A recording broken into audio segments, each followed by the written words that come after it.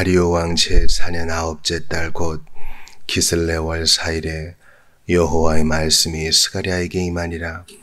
그때 베델 사람이 사레셀과 레겜멜렉과 그의 부하들을 보내어 여호와께 은혜를 구하고 만군의 여호와의 전에 있는 제사장들과 선지자들에게 물어 이르되, 내가 여러 해 동안 행한 대로 5월 중에 울며 근신하리이까 하매, 만군의 여호와의 말씀이 내게 임하여 이르시되, 온 땅의 백성과 제사장들에게 이르라.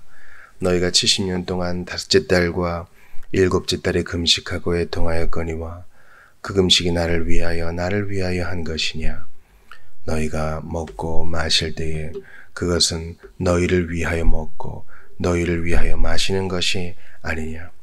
예루살렘과 사면 성읍에 백성이 평온히 거주하며 남방과 평원의 사람이 거주할 때에 여호와가 옛 선지자들을 통하여 외친 말씀이 있지 않느냐 하시니라.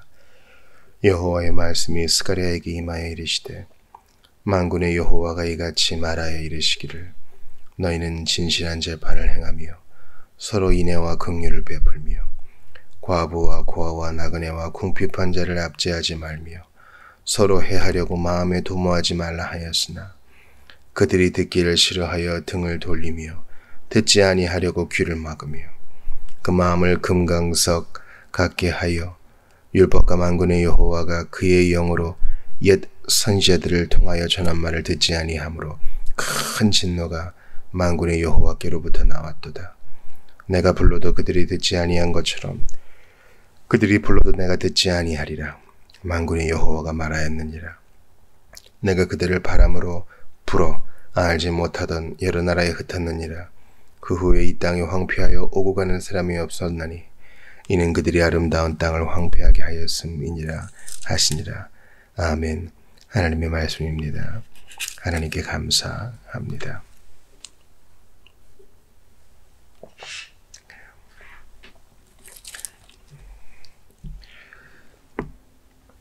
지금까지 우리는 하나님이 유대인들로 하여금 주님의 일을 강력하게 추진하도록 격려하기 위해 스가랴를 통해 주신 말씀을 보았습니다. 스가랴가 8가지 환상을 봤죠. 그 이후로 2년이 지났습니다. 오늘 본문에 다리오 왕 제4년 9째 달이라고 했는데 이때는 BC 518년 12월 7일을 의미합니다. 성전 공사는 계속 진행되고 있었고 바벨론 포로들이 귀환하여 새로운 성전을 짓고 있는데 이제 2년이 지나면 완공될 것입니다. 일이 그렇게 순적하게 되어가고 있는 때에 베델에 있는 사람들이 와서 스가랴에게 여호와의 일을 묻습니다. 바로 금식에 대한 것입니다. 3절에 보니까 5월 중에 울며 근신하리이까, 이게 바로 금식과 함께 그들이 애통하던 것을 의미합니다. 5절에도 보니까 70년 동안 5째 달과 7째 달에 금식했다. 이 금식에 대한 것들을 물어보는데요.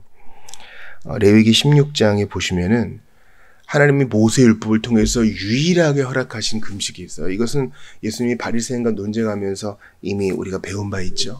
바로 그것은 이스라엘 달력으로 7월 10일 대제사장이 지성소 안으로 들어가는 날, 대속죄일, 욤키푸르, 그날 하루만 모세율법에 법적으로 금식하게 되어 있었습니다. 이것도 이제 휘장이 찢어지고 그리스도께서 부활승천하신 이후에는 우리에게 관습법이니까 또 시민법이기도 하니까 우리에게 도덕적 의미만 남아요. 영적 의미만 남는다고요. 근데 이들은 금식을 덧붙였어요. 예를 들면 4월에는 느부갓네살의 침략군이 예루살렘 성벽을 파괴한 것을 슬퍼하며 금식했습니다. 5월에는 성전이 불타고 파괴된 것으로 인해 금식했습니다. 7월에는 예루살렘 총독 그달리아가 암살된 것 때문에 금식했습니다. 10월에는 예루살렘 성이 포위되기 시작한 것 때문에 금식했습니다. 그러니까 처음에는 나쁜 의도는 아니었겠죠. 이건 정말 역사적으로 다윗의 도성이 하나님의 언약 백성들이 이런 누추한 일을 겪은 것은 참 슬픈 일이야. 우리 포로 생활 하면서 이거 잊지 말자 했는데 이것이 굳어진 거예요.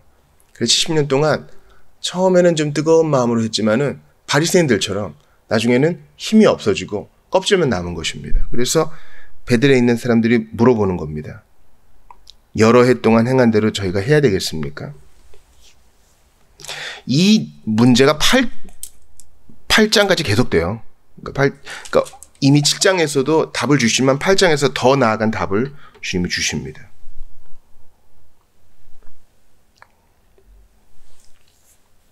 이들은 베델에서부터 온 사람들입니다. 베델은 창세기 28장에서 보듯이 이미 루스라고 하죠. 하나님의 집입니다. 베델에 있는 자들이 금식에 대한 절기를 물어보다. 경건한 동기였을지 모르지만은 베델이라는 이름은 야곱 이후로 많이 퇴색됐어요. 열왕기상 12장에 보면은 여로보암 1세가 거기에 금송아지를 세우죠. 그래서 야, 남유다 예루살렘 갈 거 없어. 여기서 해. 금송아지를 세우고 단에도 세우고요. 성읍 자체에 성소와 제사장을 세우고. 그러니까 베델은 분파와 우상숭배, 국가 분열의 일종의 상징처럼 되었습니다. 그런 곳에서 잘못된 금식에 대한 이해를 가진 자들이 스가랴에게 나오는 것입니다. 70년간이나 했대요. 여러분, 어떤 프로그램을 70년간 했다면, 또 어떤 나를 지키는 것을 70년간 했다면 이건 거의 몸에 밴 겁니다. 지금이야 한 세대를 30년, 40년대로 잡지만 그때는 더 짧았을 테니까 우리 할아버지도 했고 아버지도 했고 우리 할아버지의 아버지도 했을 것이고 당연하게 여겨졌을 거예요. 그러나 주님은 그러한 무지가 핑계가 되지 못한다고 말씀하십니다. 5절 보세요. 두 번이나 나를 위한 것이냐. 잘 생각해봐라. 너희가 알고 있어. 몰랐다고 하지 말아라. 그거 나 위해 한 거냐? 너 좋으라고 한 거 아니냐? 그러니까 우리가 이런 금식에 대한 메시지를 받을 때에는 예수님 하신 말씀을 원칙으로 삼아야 돼요. 이것도 행하고 저것도 버리지 말아야 한다. 아, 그래? 주님이 그럼 안 기뻐하시니? 그럼 다 집어쳐. 이런 극단으로 가서는 안 돼요. 혹은 아니야, 그 어느 때보다 더 금식을 잘 지켜야 돼. 이런 극단으로 가서도 안 돼요. 주님은 지금 마음의 문제를 물어보세요. 형식에 대한 문제 제기를 하기에 앞서서 내용과 마음을 살펴보아야 됩니다. 주님이 나를 위해 한 것이냐. 일단 할 건지 말 건지 물어보기 전에 자문해봐. 이거 왜 한 거니? 이건 우리 모두가 다 받을 말씀이죠. 이건 우리 모두가 다 질문해야 될 내용이에요. 왜 예배합니까? 왜 성경을 읽습니까? 왜에 대한, 경건한 왜에 대한 질문은 교회 안에서 반복돼야지 굳어지지 않아요. 안 그러면 우리도 바리새인처럼 돼요. 바리새인들은요, 왜를 안 물었어요, 왜를. 더 깊은 왜를 묻지 않았습니다. 주님이 답을 주세요. 6절 보세요. 먹고 마실 때, 그거 너 위해 한 거 아니냐? 그러니까 안 먹고 안 마신 것도 널 위한 거다. 옛 선지자들을 통하여 7절 보세요. 옛 선지자들을 통하여 이미 답을 주지 않았느냐? 너희들이 포로로 잡혀가기 전 평온했을 때에, 남방과 평원이니까 너희들의 땅을 빼앗기지 않았을 때에 이미 경고하지 않았느냐? 그러면서 8절 이후에 그 선지자들의 외치는 내용을 요약해 주십니다. 예를 한번 들어볼까요? 아모스 5장 21에서 24절 들어보세요. 내가 너희 절기들을 미워하며 멸시하며 너희 성회들을 기뻐하지 아니하나니 너희가 내게 번제나 소제를 드릴지라도 내가 받지 아니할 것이요 너희 살찐 희생의 화목도 내가 돌아보지 아니하리요 내 노랫소리를 내 앞에서 그칠지어다 내 비파소리도 내가 듣지 아니하리라 오직 정의를 물같이 공의를 마르지 않는 강같이 흐르게 할지어다.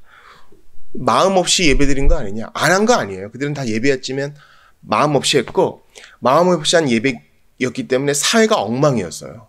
고아와 과부를 납치하고 재판이 어그러졌습니다. 그래서 아모스 5장 24절 정의를 물같이 공의를 마르지 않는 강같이 흐르게 한다는 말은 사회개혁만 얘기하는 게 아니에요.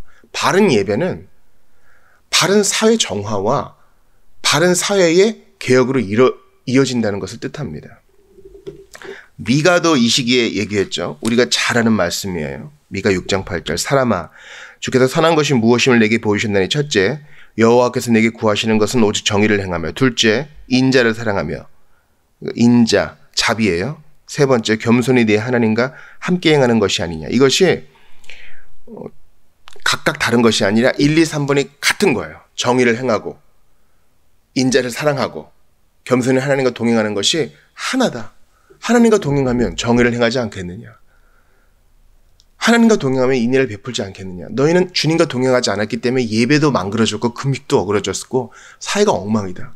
부한 자들은 더 부하고 고아와 과부는 더욱더 굶주리는구나. 외국인들을 압제하는구나. 마음 없는 그들을 주님이 꼬집으십니다. 8절 이하를 보세요.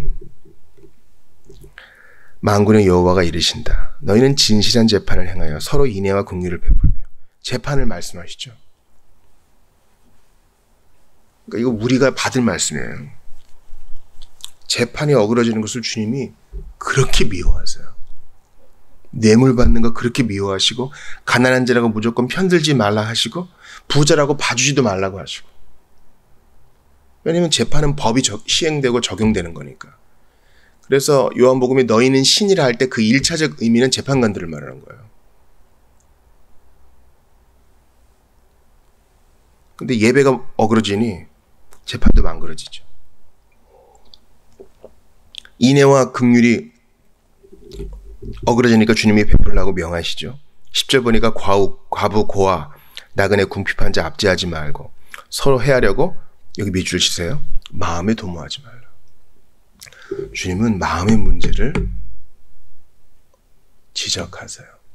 단지 그렇게 하지 말라가 아니라 행동만 지적하시는 것이 아니라 과연 이거 왜 하는지, 여호와를 위해 하는지, 너를 위해 하는지, 그 마음을 사랑해서 하는지, 벌함받으려고 하는지, 여태까지 해왔으니까 하는지, 주님을 영화롭게 하고자 하는지, 마음의 문제라는 거예요. 한때 한국교회 뭐 쇠퇴다 이럴 때 여러 가지 해결 방안들이 나왔어요. 한 원로가 우리 어릴 때는 주일 새벽 기도부터 주일 저녁 예배까지 다 지켰는데 주일 저녁 예배를 부활시켜서 주일 성수를 온전히 합시다. 나쁜 건 아니에요. 근데 아쉬워요. 그걸 답으로 제시한 것이. 마치 평양 대부흥 100주년 기념대회를 하면 부흥이 또 일어날 것처럼 착각한 사람들과 똑같습니다. 결국은 마음의 문제예요.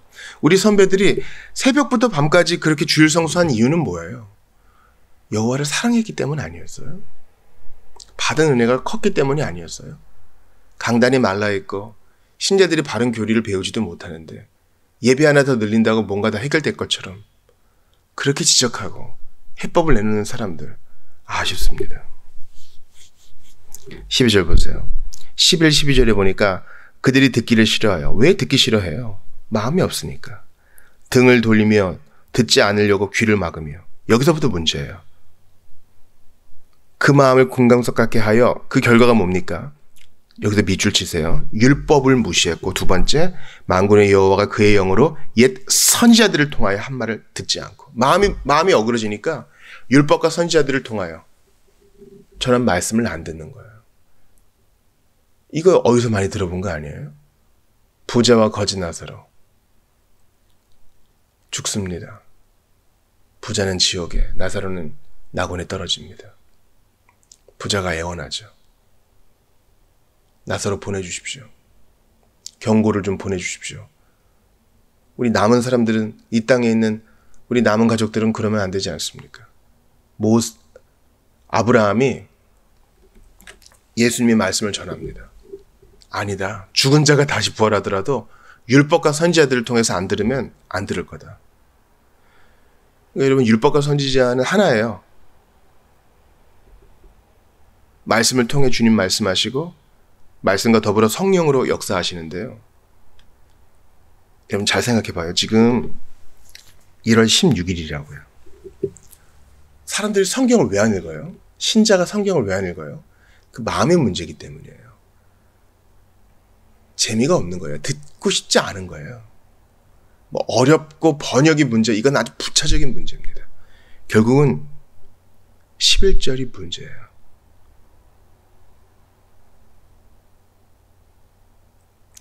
10절과 11절에 해답이 있어요. 마음의 문제예요. 그러니까 이 마음의 문제를 주님께 저 어떻게 하면 좋겠습니까? 이렇게 내려놓는 게 먼저예요.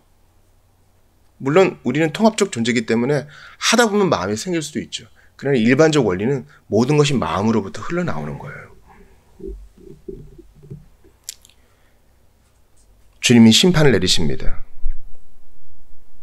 내가 불러도 율법을 가르치고 선지자들을 통해 불러도 아무 응답이 없으니 이젠 그들이 불러도 내가 듣지 아니하리라. 이게 언약의 시행이죠. 만군의 여호와가 말하였느니라. 내가 그들을 바람으로 불어 알지 못하던 여러 나라에 흩었느니라. 바벨론 포로를 말하는 거죠. 그 외에 이 땅에 황폐하여 오고 가는 사람이 없었느니 이는 그들이 아름다운 땅을 황폐하게 하였습니다. 잘 보세요. 그들은 단지 마음의 문제가 있었던 거예요. 하나님을 사랑하지 않고 주님을 미워했고 여호와 섬기는 걸 귀찮게 여겼던 마음의 문제가 있었던 것뿐이에요.